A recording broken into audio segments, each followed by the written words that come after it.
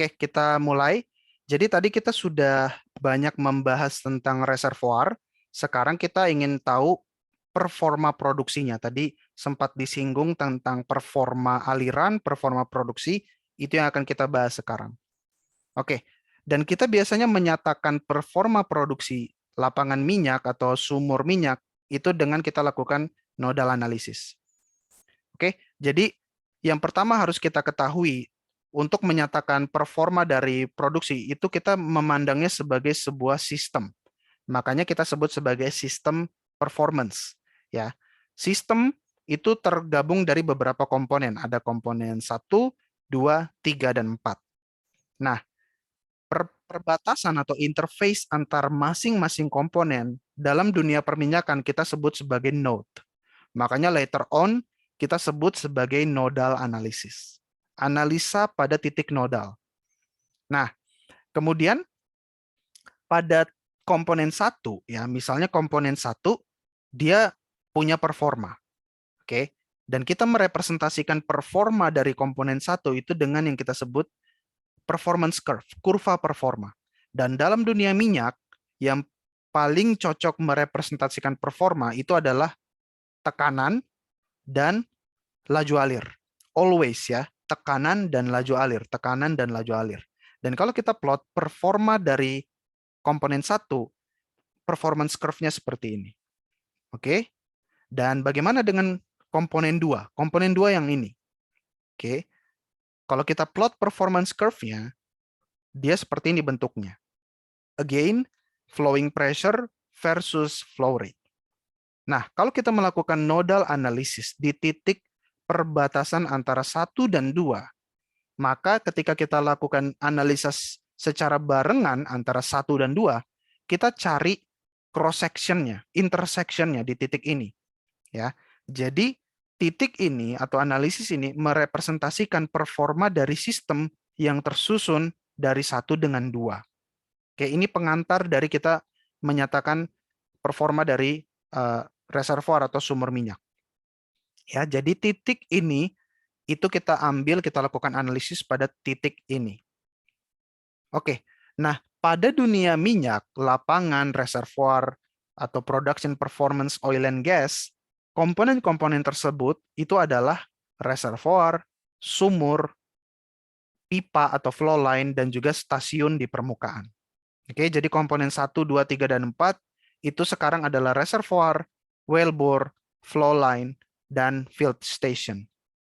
Tapi kalau kita menjadi petroleum engineer, kita lebih fokus kepada reservoir dan wellbore, sementara teman-teman surface facility, chemical engineer, mechanical engineer, pipeline engineer, itu lebih fokus kepada 2 yang di samping. Ya, jadi orang-orang petroleum engineer, dia lebih fokus kepada subsurface, makanya dia menganalisis reservoir dan sumur. Oke, kita sekarang bahas ke reservoirnya. Tadi sudah kita bahas reservoir di sesi pertama. Ada reservoir oil, reservoir gas, dan reservoir oil yang memiliki gas cap. Dan kita tahu reservoir memiliki rock property, dan rock property yang sangat penting yang mempengaruhi performa dari sumur itu adalah permeability. Ada low permeability, susah untuk mengalir.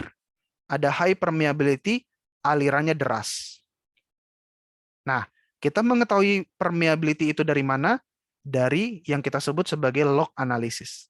Dari log analysis kita bisa tahu di mana reservoir kita, berapa tebal reservoir kita, di mana oil, di mana gas, berapa porositas, berapa saturasi, dan nantinya bisa kita hitung juga berapa permeabilitasnya. Nah, seperti yang tadi, dari analisis log, kita dapatkan 2 results yang paling penting yang nantinya mempengaruhi performa.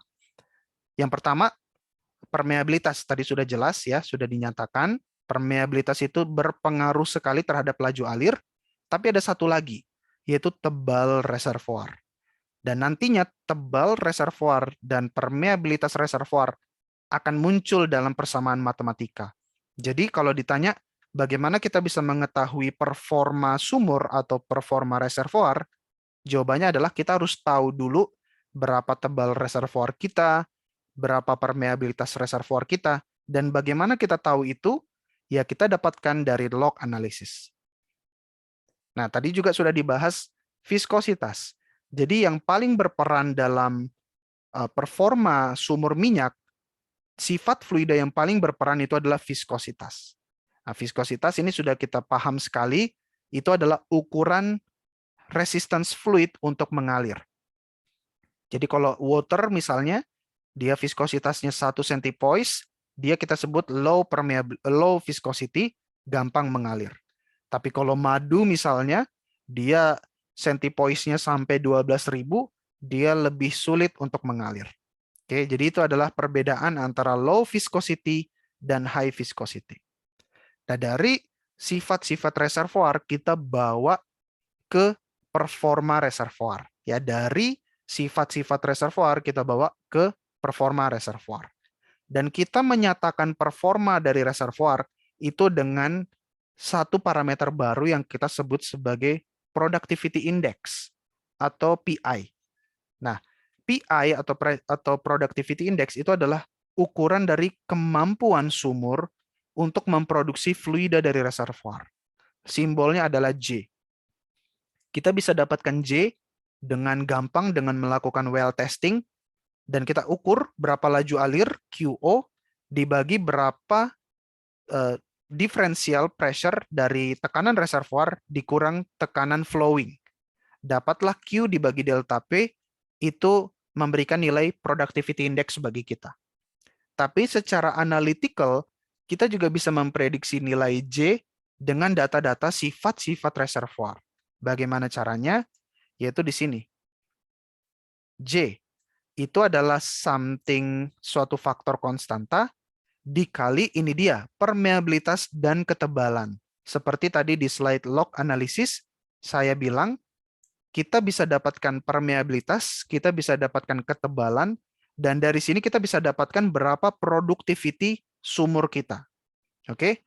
Kemudian di sini ada viskositas, jadi kita juga harus tahu viskositasnya berapa, formation volume factor, dan ini adalah logaritmik natural dari diameter atau jari-jari reservoir dibagi jari-jari sumur dikurang 0,75 konstanta plus skin factor yang menyatakan tingkat formation damage, kerusakan formasi atau stimulasi sumur. Nah, ini model reservoir sederhana. Jadi kalau kita punya reservoir di sini, kita modelkan dengan silinder, ya, cylindrical model. Kita punya sumur di tengah, kita produce sumurnya dengan laju alir Q. Kita punya tekanan reservoir PR, kita ukur gitu ya. Kemudian kita juga ukur tekanan alir PWF, dan kita tahu tebal reservoir kita adalah H. By the way, H di sini bukanlah gross thickness, bukan net reservoir, tapi net pay. Ya, jadi H di sini adalah net pay. Kemudian ada permeabilitas reservoir, viscosities oil kita tahu, BO kita tahu, jari-jari reservoir bisa kita analisis, jari-jari sumur kita tahu, dapatlah kita pakai formula ini untuk menyatakan produktivitas sumur kita. Ya, dapat lihat di sini sifat batuan permeability dan sifat fluida viscosity sangat menentukan produktivitas atau performa dari sumur. Nah, sebelum ke sana kita harus kenali dulu regime aliran, ya, flow regime. Ada 3 flow regime. Yang pertama adalah transient. Ya, transient flow. Transient flow itu adalah flow regime yang terjadi mula-mula ketika sumur baru saja diganggu. Misalnya sumur baru diproduce, atau sumur baru dimatikan, atau sumur baru diubah laju alirnya. Oke, pada regime ini, pada transient regime, tekanan di seluruh titik reservoir itu akan selalu berubah, changing over time. Ya, jadi DPDT, tekanan reservoir di setiap waktunya, itu akan selalu berubah berdasarkan fungsi dari lokasi dan waktu. Jadi kalau kita bergerak dari titik sini ke titik situ, tekanan reservoir akan berbeda. Ya, di lokasi di sini dan lokasi sini tekanan reservoir berbeda. Kalau kita bergerak dari waktu sekarang ke waktu nanti, tekanan reservoir juga berbeda. Itulah kita sebut sebagai transient flow. Nah, khusus pada transient flow, laju alir sumur bisa kita hitung dengan rumus yang di sini. Oke, jadi sama.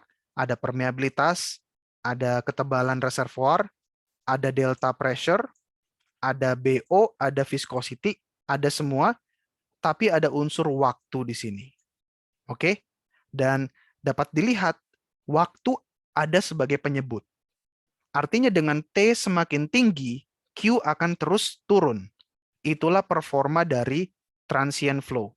Jadi kalau kita bikin di sini plotnya, Q versus waktu, laju alir akan terus turun seiring dengan waktu yang terus meningkat. Itu adalah performa sumur pada kondisi transient. Nah, ada juga flow regime steady state. Ya, tadi ada transient, sekarang steady state. Kalau steady state, tekanan di setiap titik di reservoir itu remains constant. Tidak berubah over time. Jadi tekanan di seluruh titik di reservoir tidak berubah terhadap waktu. Bagaimana ini bisa terjadi? Ini terjadi kalau kita punya drive mechanism yang kuat. Misalnya kita punya strong water drive atau strong aquifer. Atau kalau kita melakukan pressure maintenance sehingga tekanan konstan. Nah, ketika kita bertemu atau ketika kita berada pada kondisi steady state dan kita ingin memprediksi laju alir sumur kita nggak bisa pakai rumus yang bawah. Karena yang bawah bergantung pada fungsi waktu. Pada steady state condition, laju alir sumur dinyatakan dengan formula ini. Ya, jadi sama, ada permeabilitas, ada ketebalan reservoir, ada delta P, ada BO, viscosity, dan juga ada faktor yang ini. Nah, terakhir ada flow regime ketiga. Flow regime yang paling penting, yang paling sering kita temukan itu adalah pseudo steady state. Ya, pseudo steady state itu terjadi ketika tekanan di setiap lokasi at different location di dalam reservoir itu turun bareng-bareng, declining linearly sebagai fungsi waktu, dan decline-nya itu constant rate. Jadi dapat dilihat di sini, ya ini adalah kurva tekanan. Oke, kurva tekanan dia akan terus turun dengan constant rate. Makanya di sini kita sebut dP/dt di setiap titik I itu konstan. Jadi di seluruh seantero reservoir, setiap titik di seluruh reservoir itu turun tekanannya bareng-bareng. Ya, ini terjadi kepada reservoir yang terbatas. Ada boundary reservoir dan drive mechanism-nya nggak begitu kuat. Ya, ini kita sebut sebagai pseudo steady state condition, dan kita nggak bisa pakai rumus ini maupun ini untuk mengukur laju alir. Kita harus pakai rumus ini untuk memprediksi laju alirnya. Jadi ada permeabilitas reservoir, ketebalan reservoir, delta pressure, oke, delta pressure, ada formation volume factor juga, viskositas, dan term yang ada di dalam kurung seperti ini. Nah, ini adalah kalau model reservoir itu cylindrical, ya, jadi reservoirnya itu silinder. Tapi kalau bentuk reservoirnya berbeda dengan silinder, kita pakai rumus yang lebih generalis di sini. Ya, jadi sama, tetap ada parameter K, H, delta P, BO ada, viscosity ada, skin factor ada. Tapi di sini ada 4A. A itu adalah area reservoir, RW ini adalah radius sumur, dan di sini adalah konstanta yang menyatakan bentuk-bentuk reservoir. Nah, bentuk reservoirnya ada macam-macam. Ya, jadi kalau kita punya reservoir yang bundar, sirkular, atau silindrikal seperti ini, nilai CA itu adalah 31,6. Tapi kalau reservoir kita seperti persegi, jadi dibatasi oleh 4 patahan di utara, selatan, timur, dan barat, maka CA-nya tinggal kita ganti dengan 30,9. Masuk ke dalam rumus yang ini. Nah, ada banyak macam-macam bentuk reservoir ya. tergantung dengan berapa patahan dan lain sebagainya, kita pakai CA atau shape factor, faktor bentuk, seperti yang pada bentuk seperti ini. Nah, di sini ada jenis-jenis boundary reservoir. Jadi ada yang namanya no flow boundary. Misalnya kita punya patahan, jadi ada sumur 1, sumur 2, sumur 3, sumur 4, dan dibatasi dengan patahan, atau juga bisa terjadi karena di sini ada permeability barrier, somehow ada shale di sini yang membatasi zona antar sumur, itu bisa kita sebut sebagai barrier reservoir atau boundary reservoir yang memang nggak seideal bentuk-bentuk ini. Ya, ini kan idealistik banget ya. Tapi bisa kita dekati, misalnya well 4. Ini bisa kita sebut dia berbentuk segitiga. Ya, jadi kita bisa pakai misalnya CA-nya 21,9. Atau yang ini. Wah, ini bisalah kita anggap misalnya bentuknya segi 4. Bisa aja, karena memang tidak ada yang saklek banget di reservoir itu gitu ya. Jadi bisa kita dekati, kita approach mana bentuknya yang paling mirip. Nah, tapi nggak juga harus punya patahan sehingga kita sebut dia boundary. Anggaplah di sini tidak ada patahannya, tidak ada garis hitam. Ketika well 4, well 3, well 2, dan well 1 itu produce bersamaan, maka akan ada yang namanya virtual boundary.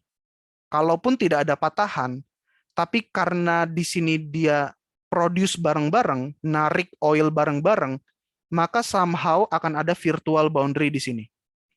Oke, di mana virtual boundary ini dia akan mengalami keseimbangan tarikan. Jadi tarikan dari sumur 4 dan tarikan dari sumur 3 ini akan balancing. Dan zona yang merah ini akan menjadi zona tidak ada aliran. Ya, karena ada balance tarik-tarikan dari well 4 dan well 3. Makanya kita sebut sebagai virtual boundary. Sama juga kalau well 1 dan well 2 narik bareng-bareng, maka akan ada virtual boundary. Dan semuanya akan ada virtual boundary. Jadi memang akan lebih representatif kalau kita menganggap zona di sekitar sumur itu selalu limited. Boundary-nya ada. Baik boundary secara struktural maupun boundary virtual akibat tarik-tarikan produksi. Oke, jadi kira-kira seperti itu. Kita masih punya waktu berapa lagi ya, Titis? 6 menit lagi, Mas. Oke, kita lanjut. Nah, tadi itu adalah secara analytical, secara teoritikal ya. Kita menghitung atau memprediksi performa sumur dengan ya secara analytical lah. Ada K, ada H, dan lain sebagainya, which is good, sangat bagus kalau kita punya data, tapi tidak selalu praktikal. Kenapa? Karena log analisis itu adalah pengukuran yang resolusinya itu sangat kecil. Jadi bacaan log ini itu hanya beberapa inci dari sumur. Ya, jadi kalau kita punya sumur di sini, kemudian kita punya log, sebenarnya radius investigasi dia hanya beberapa inci. Jadi sangat bisa misleading. Ya, bisa jadi permeability di zona ini sangat berbeda dengan permeability di zona yang jauh di sana, di sekitar reservoir. Jadi seringkali kita sedikit hati-hati ketika kita melakukan estimasi productivity secara analytical. Nah, yang sering dilakukan engineer itu adalah metode empirical berdasarkan well testing. Ya, pada kondisi seperti ini ada banyak persamaan empiris dan dapat teman-teman lihat tidak ada permeability di situ, tidak ada ketebalan di situ, oke? Tidak ada viscosity di situ karena semuanya itu punya uncertainty. Jadi dengan empiris ini kita yang pasti-pasti aja deh yang bisa kita ukur. Misalnya kita bisa ukur laju alir, ada meteringnya. Kita bisa ukur PWF, tekanan dasar sumur, ada alat ukurnya. Kita bisa ukur PR, tekanan reservoir juga ada alat ukurnya. Jadi dengan melakukan well testing, dapat data Q, dapat data PWF, ya, dapat data PWF, dan dengan satu kali pengukuran PR, kita udah bisa tahu performa sumur tanpa perlu kita cek Berapa permeability-nya, berapa ketebalannya, berapa viscosity-nya, seperti itu. Dan tentu saja bisa kita compare performa analisis dari analytical dan empirical bisa kita compare. Bisa kita plot bareng-bareng seperti itu ya.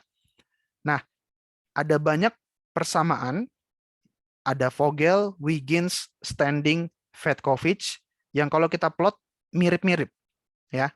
Tapi yang paling terkenal memang Vogel.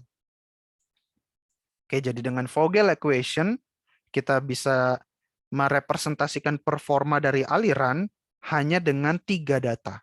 Laju alir yang bisa diukur, tekanan yang bisa kita ukur, dan tekanan reservoir yang bisa kita ukur. Oke, nah dari persamaan ini, ya ini kan hanyalah sebuah equation. Dalam engineering, equation itu tidak selalu aplikatif. We have to mengubah si equation menjadi plot. Dan plot itu yang seringkali lebih praktikal kita pakai dalam diskusi, dalam desain, dan lain sebagainya. Makanya, dari persamaan-persamaan yang saya sudah sebut, baik analytical maupun empirical, always kita bentuk plotnya. Nah, plotnya itulah yang kita sebut sebagai, ini dia, inflow performance relationship. Ya, inflow performance relationship, dan itu kita plot flowing pressure atau PWF sebagai sumbu vertikal, kita plot against flow rate atau Q. Oke, jadi misalnya saya punya satu data Q dan PWF, let's say di sini. Ya.